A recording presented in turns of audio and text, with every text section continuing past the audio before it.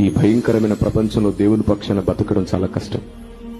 ఎన్నో నిందలు, అవమానాలు, లేని మాటలు, లేని కల్పితాలు, కన్నీళ్లు అన్నిటినీ భరిస్తూ బ్రతకాలి. సేవకుడు అంటే ఆశామాషి కాదు. మీకు తెలుసా సేవకుల కష్టం ఏంటో? చాలాసార్లు సేవకులకు వారి సొంత కుటుంబం సహాయం చేయదు, అయినా ఒంటరిగా సంఘం కోసం నిలబడతారు.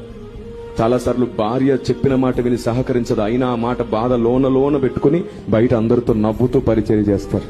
చాలాసార్లు ఇంట్లో ఉన్నటువంటి కుటుంబానికి వైద్యం చేయించుకోవడానికి కష్టమై వాళ్ళు పొడిగించుకుంటూ వస్తారు. టాబ్లెట్లు మింగి ఏదో దీన్ని మళ్ళీ మెల్లిగా చేసుకుందాంలే అని. సేవ మాత్రం ఆగనివ్వరు, ఆపకుండా జరిగిస్తూ ఉంటారు.